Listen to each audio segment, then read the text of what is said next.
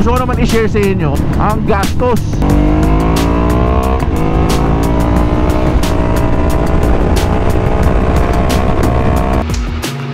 May inquire lang sa ano madam, elbow lang. May VIP sa likod amp. Mga yan, tinuturing na nating family yan sa mundo ng Ducati. So ang mga nag-asos natin ngayong araw.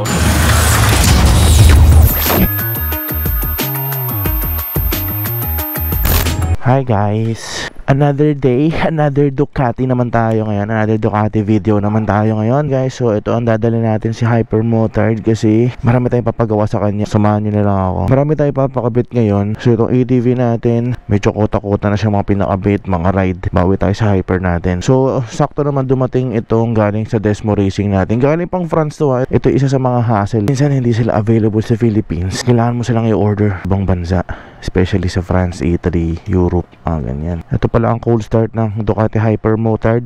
Terminione exhaust, cold start to cold start. Tahimik lang, hindi na masyadong bulahaw. So wait lang natin ito mag 60, then we're good to go. Mamaya papakita ko sa inyo, pero ito yun, ito talaga yan. Kung nakita nyo kasi ito, parang naputol siya oh. Nung naputol siya, hindi ko na siya nakita. Kasi nga siguro habang nasa kalsada ako, naputol siya, so hindi ko na siya makita. Maitibad ko sana eh. So umorder tayo ng ganong parts. Tapos as you can see, itong gulong natin ito, pwede pa naman to. Kaya pa tumakbo to siguro to ng mga 1,000 to 2,000 kilometers. Pero sa sobrang busy natin, baka di natin mapalitan to sa susunod. So papalitan na natin ng gulong to. Time check guys is 8:25. Pupunta tayo ng Caloocan dahil doon naka-base ang JA Tech Motorworks. Alright, so we hit the 60 required temperature na, so we can go now. 8:25, Caloocan tayo. Hypermotard ride. So simula nung nag-terminate tayo, medyo mas naging confident tayo na hindi tayo marireklamo dito sa village namin kasi mas tahimik yung idle niya, which is very good. Ang ganda sa tenga pa din. Yun lang, medyo nag-iingay pa rin talaga yung mga kotse pagka nabantikitan. So today is Sunday, buti bukas sila Emong. Bihira yung bukas yung mga ganang shop. So marami nagtatanong, bakit dun? Ba't dumadayo ka pamiko ng Caloocan? Ba't dinadayo mo pa si Emong? Eh galing ka pang Las Piñas, ba't hindi na sa mga ordinaryo? Ba't hindi na sa mga ordinaryong shop yan, Miko?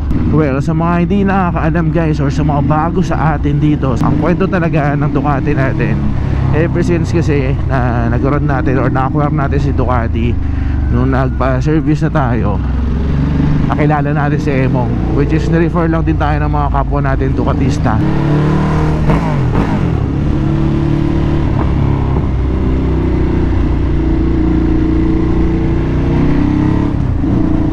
Merong alternative bukod sa kasa, kasi nga doon minsan nagpa-pile up yung mga gawa sa kasa. So yung iba kailangan nagmamadali sa oras. Tapos yun, nakilala natin si Emong, doon na tayo nagpapagawa ng Ducati. Eventually siya na nag-aalaga ng Hypermotard natin. Lahat na nangyari dito siya na gumawa, as in lahat. Yung Ultimo Desmo siya na rin gumawa. And kung i-check mo yung mileage natin, magta 35,000 na siya. And tayo naman up and running itong motor natin na to. Sobrang solid, sobrang smooth. So si JA Tech na talaga yung nakasanayan natin and pinagkakatiwalaan natin pagdating dito sa motor na to.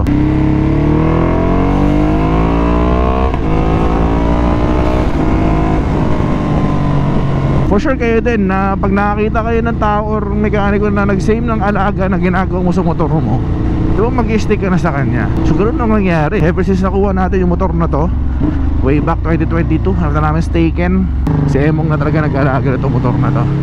Kaya sobrang big shoutout, big thank you sa kay Emong. Kasi without him, wala, feel ko thank you na itong motor na to. Di na ito ganito kalakas.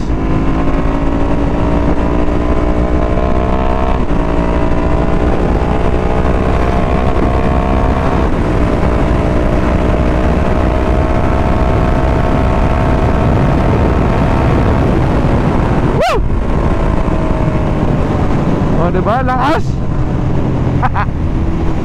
Partida, di pa ito natin change oil ha. Ipapa-change oil pa lang din natin siya.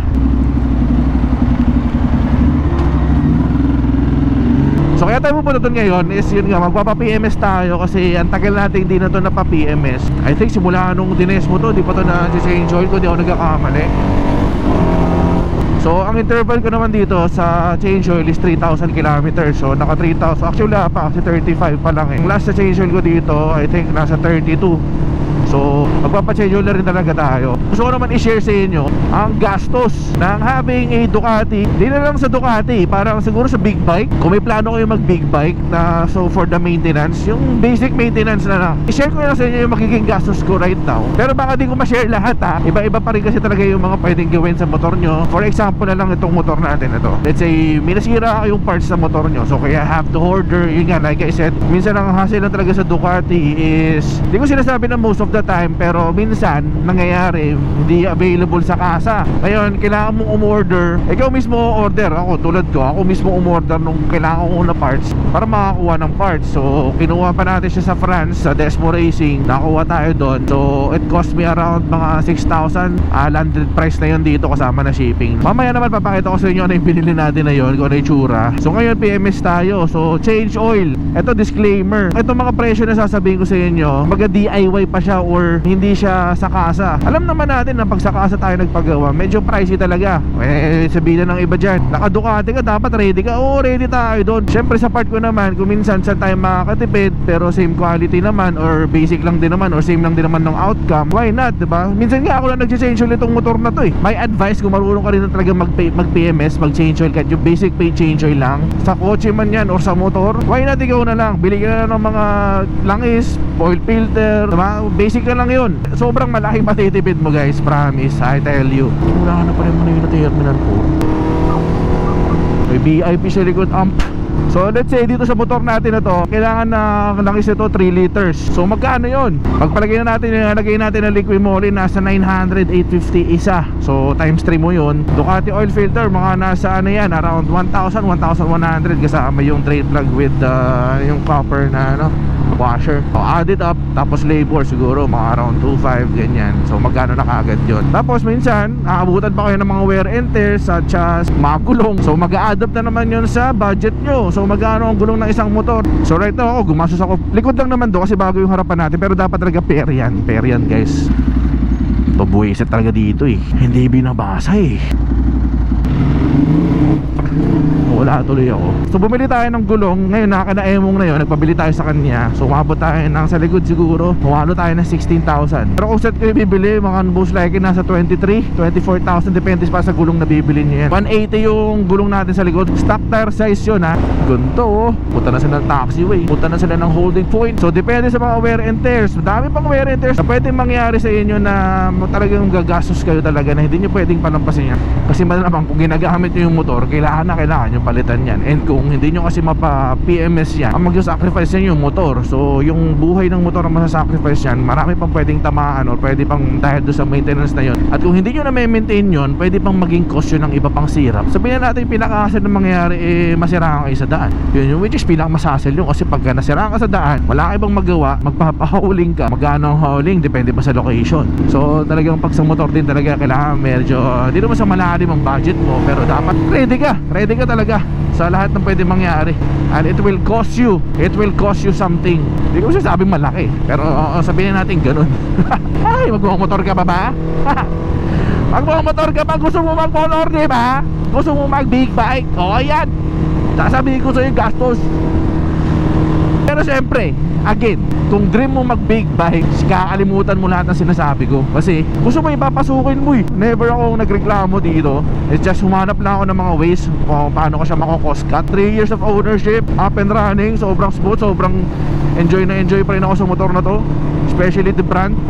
Iba yung binibigay sa akin na fuel nitong Ducati na to. Tapos yung Ducati community sobrang solid. Every time na may holiday, nagpaparide sila, which is technically next Saturday merong We Ride as One. Lahat ng Ducati owner nagtitipon-tipon para mag-ride. Next Saturday yan, baka makasama natin si Jack and sila Tito William. So better watch out. Pagka maluwag ang schedule natin, sasama tayo dyan. Diba? Yung mga ganung perk, basically free breakfast, may mga merch, prices, ganyan-ganyan. So perks na yun. Sa mga bago sa channel natin, ang dami kong videos ng mga Ducati ride. Makita nyo kaagad yung mga perks doon, such as yung mga roadside assistance, free breakfast. Malamang naman hindi nakasama yung mga gas and toll, diba? Pero saka makakita ng brand na sobrang active na magpagano na ride para to gather lang lahat ng Ducatista owners or Ducati owners, diba? Ang laking privilege na nun when you own a Ducati. Bago tayo pupunta ng Caloocan, kailangan pa natin mag Skyway. So from Las Piñas to Caloocan, kailangan pa natin magbayad ng toll. Magkano ang toll gate? Las Piñas to Caloocan para madayo sa Emong sa 900 pesos, guys. Ganun.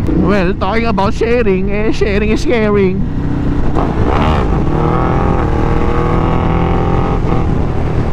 Ay, ano na pala dito? 80. Yari tayo. Kaysa mag-EDSA pa tayo, mala-traffic pa tayo. Dito, di ba, banayad lang. Pero gubayad ka, pero banayad lang. Thank you for using Skyway Stage 3. Tapos dito tayo kakanan, guys. Di ba, lapit sa 5th Avenue or 5th Street. Oy, intersection. Baka may mabilis.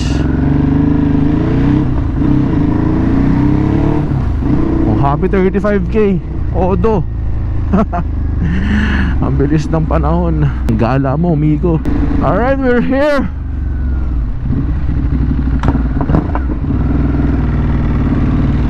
Pretty. Kasi Emong pala. Singalayan ah. Oo nga eh. Mali eh. Was. Papakayos ko pa yan. Alright, ito ang humble abode ng JE Tech. Sayang wala si Miss Kit. Alright guys, tayo sa JE Tech along ng Grace Park dito sa Caloocan. Yan, 5th Avenue or 5th Street. Nakita nyo kaagad maraming Ducati na nakapila or nakapark. Ito na yon. So ngayon ginagawa, nandito tayo kasama natin si Don tsaka si Emong syempre. So papalitan na natin ang gulong. Isa sa mga mahirap na pwede mangyari sa'yo kung naka-Ducati ka, maplatan ka. Tapos yung vulcanizing na pag pupuntahan mo, walang ganitong tools. Ang laki nito, oh. Diba? Sulit naman itong gulong na to kasi 2 years na to eh. Ito ipapalit natin guys. So Rosso 4. Ayan, bagong bago pa. 180/60. Ito kasi 180/55. So medyo tataas tayo dito.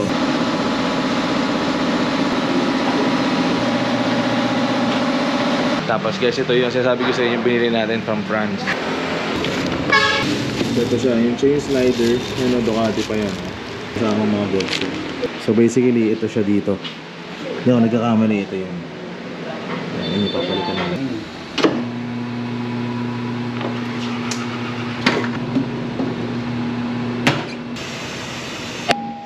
So yung ginagawa na ni Don, tatanggalin na yung chain sliders natin para mapalitan na yung chain guard cover or yung chain guard. Nakita nila parang pod-pod na yung brake pads natin sa likod. O, kailangan palitan. Paloob natin. Ayan guys, nakabit na yung bagong gulong natin.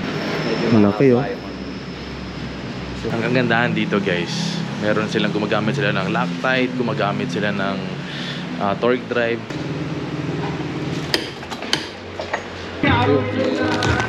Ito na lahat ba?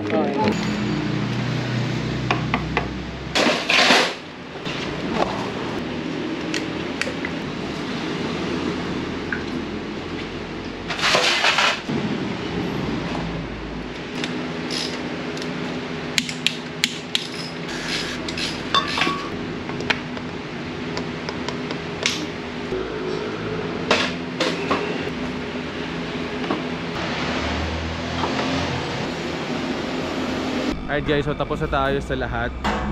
Final check sa lagi naman dito. Chine-check yung ECU. Siyempre chine-check yung computers kung may mga errors, i-delete para malaman natin kung may problem yung pinaka-motor. Tapos napalit tayo ng brake pressure switch, bago na rin to.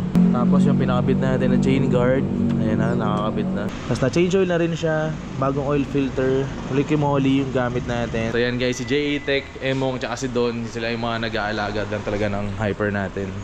Kaya di rin talaga natin maiwan to bukod sa motor. Mga naging ano na rin natin, kaibigan na rin natin dito sa Ducati talaga.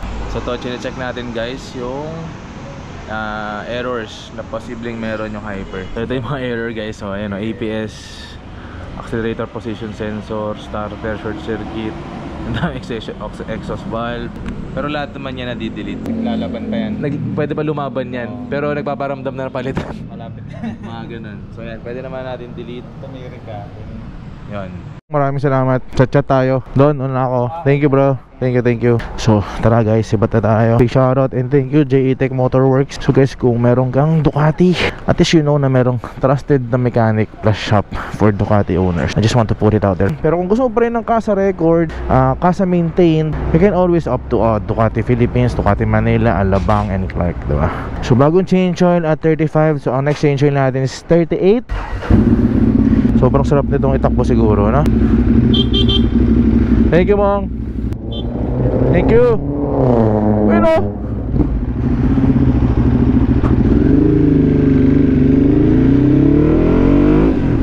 Woo! Sobrang smooth, oh.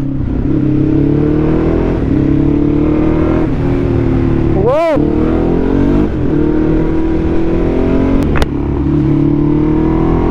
Ba't ka nakaka-counterflow?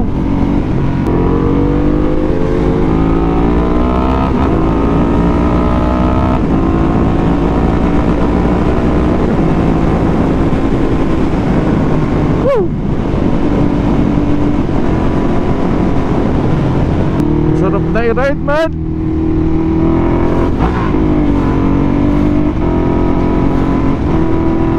Ready na tayo for the Ducati ride. Daan lang tayo siguro saglit sa Orion. May ipapakode lang ako. Pero kung mura, pagawa na natin. Gusto ko kasi paayos yung pipe nung ano natin, Terminioni. Kasi masyadong nakatingala, diba? Kung makita nyo, papaayos lang natin, ibigyan natin ng itsura. Kasi lang nabisuro bahala. Pero pagka medyo pricey, baka di na muna. Laki ng ginastos natin sa maintenance. Parang umabot tayo ng ano. Thank you kay Madam Keith. Wala nga lang siya dyan kanina. Thank you for the discount. Mga yan, tinuturing na nating family yan sa mundo ng Ducati. Siyempre sila nag-aalaga ng motor natin eh. Kung Ducati owner ka, papagawa ka sa JE Tech, sabihin mo lang yung pangalan ko. Sabihin mo lang yung page natin na Migo Moto or Migo Manila. Bigyan ka ng discount ni Miss Keith. Diba Miss Keith? So dito tayo kay Mr. Orion. Oh yan oh, mga pipe ni Orion guys oh. Inquire lang sa ano madam, elbow lang, hyper. Alright, tapos na tayo dito sa Orion. So nagpa-link pipe lang tayo, pinaayos lang natin yung link pipe kasi diba nakatingala. So first time ko makikita na maayos na. Ay ganda, medyo okay naman. Yun, so ang ginawa nila, tinabaan nila to para basak, pero dito yung size pa rin nila dito. Mas may bracket na maayos. Okay, nice. Alright guys, nalobat tayo kanina. So nasa bahay na tayo and ito na yung motor. So ito na yung pinagawa natin kay Orion. So ngayon guys, pag-isipan nyo kung magmumotor pa kayo kasi baka yung akala nyo na makakatipid kayo pag nagmotor kayo or pag nag-big bike kayo. Pag-isipan nyo mabuti. So ang mga nag-assess natin ngayong araw, yung change oil is nasa 5.5, labor is nasa 2.5, gulong nasa 16,000, brake pads is nasa 2.1, and kayo na bahala mag-compute. Kung di tayo naman ng Orion, wala tayo additional gastos, pero dahil sa link pipe na pinakabit natin, para maging maganda yung itsura niya, para di na siya nakatingala, masas tayo doon ng 4.5. So, kayo na bahala mag-compute. So guys, doon ko na-end yung video natin. Kung nagustuhan nyo itong video na to, hit the like button and share mo na rin itong video na to. Until to our next video guys. So, naiingit na naman yung iso. Until to our next video guys. Peace out and babush. You can meet me on site if you wanna go outside.